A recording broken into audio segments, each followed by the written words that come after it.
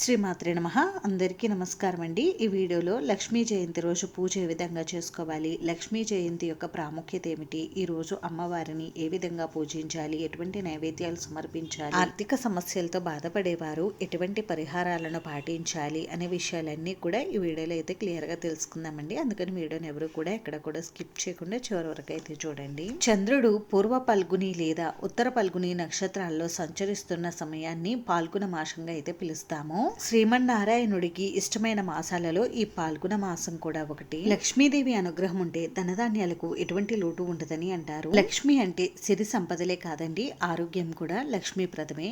ఇలా మనం ఆరోగ్యంగా సిరి సంపదలతో ఉంటే మనం చాలా సంతోషంగా అయితే ఉంటాము. మనం ప్రతి నెలలో కూడా పౌర్ణమి, అమావాస్య తిథుల్లో అలాగే శుక్రవారం పూట లక్ష్మీదేవి అమ్మవారిని విశేషంగా అయితే పూజించుకుంటూ ఉంటాము. అయితే పురాణాల ప్రకారం పాల్గొన మాసంలో క్షీరసాగర మథనం జరిగినప్పుడు చాలా వస్తువులతో పాటుగా లక్ష్మీదేవి కూడా క్షీరసాగరం నుండి ఆవిర్భవించింది అని మనకి పురాణాలు అయితే చెప్తున్నాయి. లక్ష్మీదేవి అమ్మవారు పాల్గొన మాసంలో వచ్చే పౌర్ణమి తిథి రోజున జన్మించారని, అందుకే ఈ రోజుని లక్ష్మీ జయంతి అని పిలుస్తూ ఉంటారు. అలాగే పాల్గొన మాసంలో వచ్చే పౌర్ణమిని హోలీ పౌర్ణమి అని కూడా పిలుస్తూ ఉంటారు. లక్ష్మీ జయంతి రోజున లక్ష్మీదేవి అమ్మవారిని పూజించడం వలన మనకు సిరి సంపదలతో పాటుగా మనకున్నటువంటి ఆర్థిక కష్టాలు నష్టాలు అన్నీ కూడా తొలగిపోతాయి.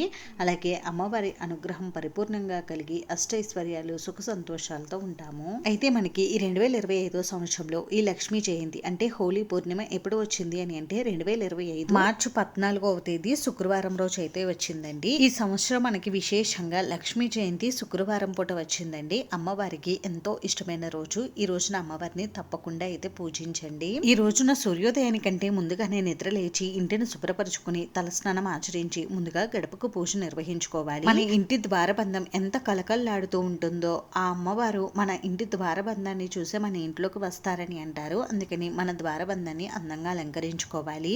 అలాగే ద్వారలక్ష్మికి పూజను అయితే నిర్వహించుకోవాలండి. ద్వారబంధానికి ఇరుపక్కల కూడా దీపారాధన చేసి ద్వారలక్ష్మికి కొద్దిగా పసుపు, కుంకుమ, గంధం, అక్షింతలు, పువ్వులు సమర్పించి తాంబూలం కూడా సమర్పించి ద్వారలక్ష్మికి పూజ నిర్వహించుకోవాలి. ఆ తర్వాత మన నిత్య పూజ కూడా నిర్వహించుకుని ఆ తర్వాత అమ్మవారికి పూజను అయితే నిర్వహించుకోవాలి. అమ్మవారికి పూజను పూజా మందిరంలోనైనా నిర్వహించుకోవచ్చండి. లేదు అంటే ప్రత్యేకంగా పీఠం ఏర్పాటు చేసుకునైనా చేసుకోవచ్చు. ప్రత్యేకంగా పీఠం ఏర్పాటు చేసుకుని పూజ చేసుకోవాలనుకునే వారు పీఠాన్ని ఎక్కడైతే ఏర్పాటు చేసుకోవాలనుకుంటారో అక్కడ ముందుగా పసుపుతో అలికి బియ్యం పిండితో ముగ్గు పెట్టుకోవాలి. ఆ తర్వాత పీటకు కూడా పసుపు రాసి బియ్యం పిండి కుంకుమతో బొట్లు పెట్టుకుని పీట పైన ఏదైనా తెలుపు రంగు వస్త్రాన్ని కానీ పసుపు రంగు వస్త్రాన్ని కానీ పరిచి పీట పైన 3 గుప్పిళ్ల వరకు బియ్యాన్ని పోసి బియ్యం పైన కూడా కొద్దిగా పసుపు కుంకుమలు ఉంచి అమ్మవారి చిత్రపటాన్ని అయితే పెట్టుకోవాలి. అమ్మవారి చిత్రపటాన్ని గంధం కుంకుమ బొట్లతో అలంకరించుకుని మనం పూజలు అయితే పెట్టుకోవాలండి. మీ దగ్గర అమ్మవారి ఫోటో విడిగా లేకపోతే స్వామి అమ్మవార్లు కలిపి ఉన్నటువంటి ఫోటోనైనా పెట్టుకోవచ్చు. అమ్మవారి ఫోటోని మీ దగ్గర ఉన్నటువంటి పువ్వుల మాలలతో కానీ వస్త్రమాలలతో కానీ లేదంటే గాజుల మాలలతో కానీ ఇలా మీ దగ్గర ఏ మాలలు ఉంటే వాటితో అలంకరించుకోండి. ఈ రోజు అమ్మవారికి సుగంధభరితమైన తెలుపు రంగు పుష్పాలను అలంకరించి పూజిస్తే చాలా మంచిదండి. అలాగే తెల్ల జిల్లుడు పువ్వులతో కూడా అమ్మవారికి పూజ నిర్వహించుకుంటే చాలా మంచిది. మీ దగ్గర అమ్మవారి విగ్రహం ఉంటే పూజలో తప్పకుండా పెట్టుకుని అమ్మవారి విగ్రహానికి కూడా పూజ నిర్వహించుకోండి. అమ్మవారి దగ్గర ఈ విధంగా నిండుగా పసుపు కుంకుమలు ఇంకా అమ్మవారికి ఇష్టమైనటువంటి వస్తువులన్నీ కూడా పూజలో పెట్టుకోవచ్చు. అంటే లక్ష్మీ గవ్వలు, గోమతి చక్రాలు, తామర గింజలు, గురువింద గింజలు ఇవన్నీ కూడా మనం అమ్మవారి దగ్గర పూజలు పెట్టుకోవచ్చండి. మీ దగ్గర ఉంటే పెట్టుకోండి, లేకపోయినా కూడా పర్వాలేదు. నేను ఈ పూజను చాలా సింపుల్ గా అయితే చూపిస్తున్నానండి.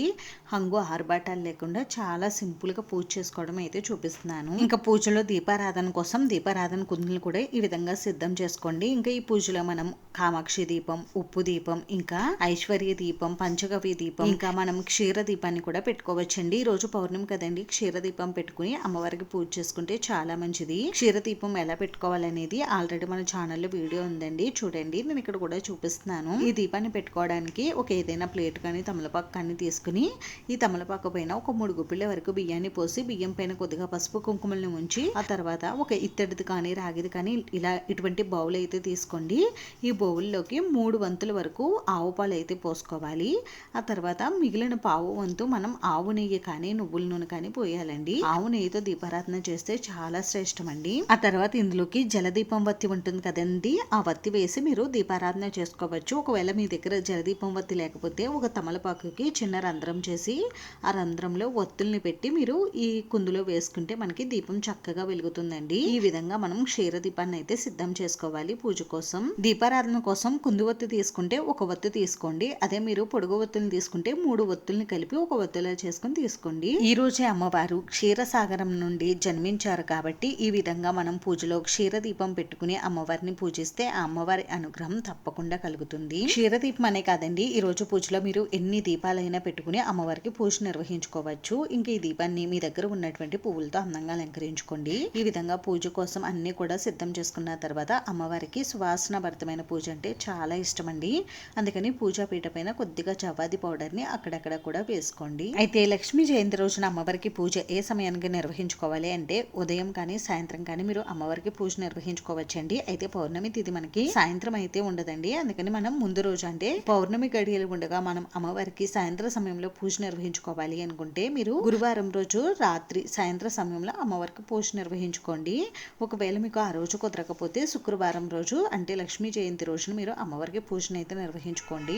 ఈ విధంగా పూజ కోసం అన్ని సిద్ధం చేసుకున్న తర్వాత ఇప్పుడు ముందుగా దీపారాధన అయితే చేయాలండి. దీపారాధన చేసి దీపం దగ్గర 2 అక్షింతలు ఉంచి దీపలక్ష్మికి నమస్కారం చేసుకోవాలి. మనం పూజలో పెట్టినటువంటి క్షీర దీపాన్ని కూడా వెలిగించుకోవాలండి. క్షీర దీపాన్ని మనం వెండి పాత్రలో పెట్టుకుంటే చాలా మంచిదండి. దీపారాధన చేసిన తర్వాత ఆచమనం చేసుకుని సంకల్పం చెప్పుకోవాలి. ఇప్పుడు పంచపాత్ర గ్లాసులో ఉన్న నీటిని పూజా ద్రవ్యముల పైన, పూజా పీట పైన, అలాగే మన పైన చిలకరించుకోవాలండి. ఆ తర్వాత ముందుగా మనం ఏ పూజ చేసినా వ్రతం చేసినా గణపతికి పూజ నిర్వహించుకుంటాం కాబట్టి గణపతి పూజ కూడా నిర్వహించుకోండి. అయితే నేను ఇక్కడ పూజలో గణపతి పూజ చూపించడం లేదండి.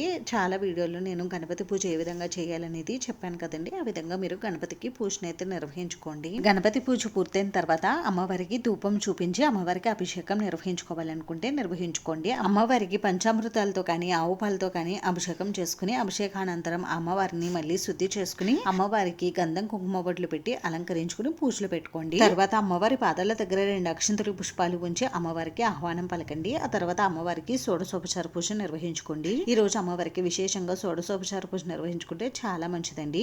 కుదరలేని వారు పంచోపచార పూజ నిర్వహించుకోవచ్చు. అమ్మవారికి కొద్దిగా పసుపు, కుంకుమ, గంధం, అక్షింతలు, పువ్వులు సమర్పించి ఆ తర్వాత అమ్మవారికి ఇష్టమైనటువంటి లక్ష్మీ కవలు, గోమతి చక్రాలు, ఇంకా గురువింద గింజలు, తామర గింజలు, ఇంకా కుంకుమతోటి, తెలుపు రంగు పుష్పాలతోటి, మారేడు దళాలతోటి పూజ చేసుకోవాలండి.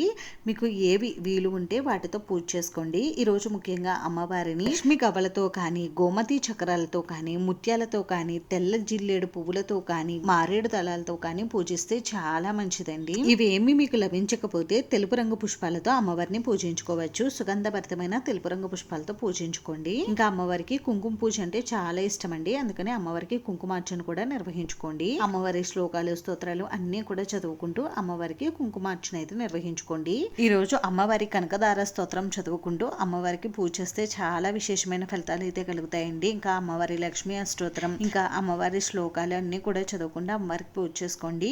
ఇవేమీ మాకు చదువుకోవడం రాదు అనుకుంటే ఓం శ్రీ మహాలక్ష్మీ దేవి నమః అని అనుకుంటూ మీరు అమ్మవారికి పూజ చేసుకోవచ్చు. లేదు అంటే శ్రీమాత్రి నమః శ్రీమాత్రి నమః అని అనుకుంటూ అయినా మీరు అమ్మవారికి పూజ నిర్వహించుకోవచ్చండి. మనకున్నటువంటి ఆర్థిక కష్టాలన్నీ తొలగిపోవాలంటే 3 బిల్వ పత్రాల పైన హ్రీం హ్రీం హ్రీం అని గంధంతో రాసి ఈ 3 బిల్వ పత్రాలను అమ్మవారికి సమర్పించి అమ్మవారిని పూజిస్తే మనకున్నటువంటి ఆర్థిక కష్టాలన్నీ కూడా తొలగిపోతాయి. ఈ పాల్గొన పౌర్ణమి రోజున లక్ష్మీ నారాయణులను, శివపార్వతుల్ని, ఇంకా శ్రీకృష్ణ పరమాత్మని పూజించాలని మన పురాణాలు అయితే చెప్తున్నాయి. ఈ రోజు ఎందుకు పూజించాలి అని అంటే ఈ రోజు చాలా విశేషాలు అయితే ఉన్నాయండి. అవి ఏమిటి అంటే ఈ రోజుని హోళికా పౌర్ణమి అని, కాముని పౌర్ణమి అని, డోలికోత్సవం అని, లక్ష్మీ జయంతి అని ఇలా 4 ప్రత్యేకతలు అయితే ఉన్నాయండి. వీటి గురించి నేను ఇక్కడ క్లుప్తంగా అయితే చెప్తానండి. పూర్వం దక్షయజ్ఞంలో అగ్నికి ఆహుతైన సతీదేవి తర్వాత హిమవంతుని కూతురుగా పార్వతీదేవిగా జన్మిస్తుంది.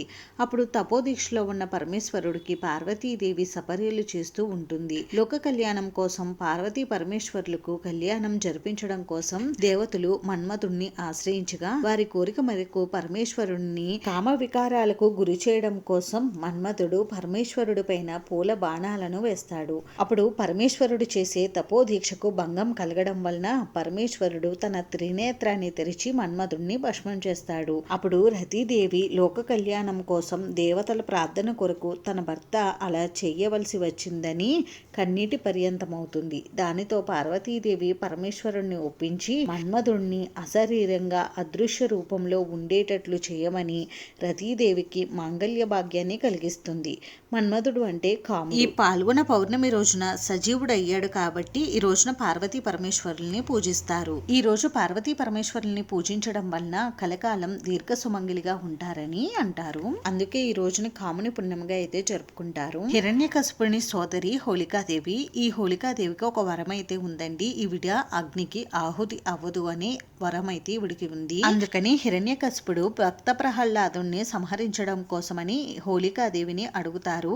అప్పుడు హోళికాదేవి భక్త ప్రహ్లాదుని తీసుకుని మంటల్లోకి ప్రవేశిస్తుంది. విష్ణు మాయాజాలం వలన హోళిక దహనమయ్యి ప్రహ్లాదునికి ఏమీ అవ్వదు. హోళికాదేవి రాక్షసి కనుక తనకున్నటువంటి దుర్గుణాలన్నీ ఈ పౌర్ణమి రోజున దగ్ధమైపోయినాయి కాబట్టి ఈ రోజు చాలా ప్రాంతాల్లో హోళికా దహనం అనేది నిర్వహిస్తూ ఉంటారు. అలాగే మనలో ఉన్న రాక్షసత్వం దుర్గుణాలు అన్ని కూడా నశించాలని హోళికా దహనం అయితే చేస్తూ ఉంటారు. ఇంకా తర్వాత వచ్చేసి డోలికోత్సవం అండి. డోలి అంటే ఉయ్యాల అని అర్థం. శ్రీకృష్ణుడు ఒకసారి గోపికల సహాయంతో డోలోత్సవం అయితే జరిపించుకుంటారటండి. అందుకని ఈ రోజున చాలా మంది చిన్ని కృష్ణయ్యను ఉయ్యాలలో పెట్టి కృష్ణయ్యను బాగా అలంకరించి డోలోత్సవం జరిపించి ఆ స్వామి వారికి రంగులనేవి పోస్తారట. ఈ విధంగా స్వామివారిని పూజించడం వల్ల సంతానం లేకుండా బాధపడే వారికి సంతాన ప్రాప్తి కలుగుతుందని అంటారు. ఈ డోలికోత్సవాన్ని టెంపుల్స్ లో కానీ కొన్ని ప్రాంతాలలో ఇళ్లలో కూడా నిర్వహించుకుంటారు. ఇంకా ఈ రోజు మనకి విశేషంగా లక్ష్మీ జయంతి. లక్ష్మీదేవి క్షీరసాగరం నుండి ఈ రోజు జన్మించింది కాబట్టి ఈ రోజు లక్ష్మీ జయంతిగా కూడా జరుపుకుంటాము. ఈ హోలీ పౌర్ణమి రోజున ఇన్ని విశేషాలు అయితే ఉన్నాయండి. ఈ విధంగా అమ్మవారికి పూజ చేసిన తర్వాత అమ్మవారికి ధూపం దీపం నైవేద్యం అయితే సమర్పించాలండి. నైవేద్యంగా మీరు అమ్మవారికి ఆవు పాలతో చేసినటువంటి ఏ నైవేద్యాలన్నా సమర్పించవచ్చు. లేదు అంటే తెలుపు రంగులో ఉండేటటువంటి నైవేద్యాలను సమర్పించవచ్చు. అంటే దద్దోజనం ఇలా ఏవైనా కూడా సమర్పించవచ్చండి. లేదు అంటే పాలు బెల్లం ముక్కనైనా మీరు అమ్మవారికి నైవేద్యంగా సమర్పించవచ్చు. ఇంకా ఏవైనా ఫ్రూట్స్ ఉంటే ఫ్రూట్స్ ను కూడా నివేదించవచ్చండి. అలాగే అమ్మవారికి తాంబూలం నారికేలం కూడా సమర్పించాలి. తర్వాత అమ్మవారికి సాంబ్రాణి ధూపం చూపించి కర్పూర నీరాజనం సమర్పించి 2 అక్షింతలు పుష్పాలు అమ్మవారి పాదాల దగ్గర ఉంచి అమ్మవారికి నమస్కారం చేసుకోండి. ఈ విధంగా లక్ష్మీ జయంతి రోజున అమ్మవారికి పూజను అయితే నిర్వహించుకోవాలి. ఈ విధంగా పూజ చేసుకున్నప్పుడు కొన్ని నియమాలు అయితే తప్పనిసరిగా పాటించాలండి. ఈ రోజు తప్పకుండా బ్రహ్మచర్యం పాటించాలి. నాన్ వెజ్ లాంటివి తినకూడదు. వంటిపూట భోజనం చేస్తే మంచిదండి. అంటే పూజ అయిన తర్వాత మీరు అల్పాహారం తీసుకోవచ్చు లేదా భోజనం చేయవచ్చు. ఇంకా సాయంత్రం వరకు ఉపవాసం ఉండగలము అనుకునేవారు సాయంత్రం వరకు ఉపవాసం ఉండి సాయంత్రం కూడా అమ్మవారికి పూజ చేసుకుని తర్వాత చంద్రుడికి కూడా పూజ నిర్వహించుకోండి. చంద్రుడికి పూజ చేసుకోవడం కుదరలేని వారు చంద్రుడికి అర్ఘ్యం అయితే సమర్పించండి. వెన్నెల పారాయణ చేయాలనుకునే వారు గురువారం రోజు రాత్రే మీరు వెన్నెల పారాయణ అయితే చేసుకోవాలండి. ఎందుకంటే శుక్రవారం రాత్రి మనకి పౌర్ణమి గడియలు అయితే లేవండి. అందుకని గురువారం రోజు రాత్రి మీరు వెన్నెల పారాయణ అయితే చేసుకోండి. ఈ విధంగా పూజ అంతా కూడా పూర్తయిన తర్వాత పూజా పీఠాన్ని మీరు శుక్రవారం రోజు కదిలించకూడదండి. లక్షవారం పూజ చేసుకున్న వారు శుక్రవారం రోజు కూడా కదిలించకూడదు కాబట్టి శనివారం రోజు ఉదయం అమ్మవారికి పూజ చేసుకుని శనివారం రోజు అమ్మవారి పూజా పీఠాన్ని అయితే కదిలించాలి. పూజా మందిరంలో పూజ చేసుకున్న వారికి ఇటువంటి నియమాలు ఏవి కూడా వర్తించవు.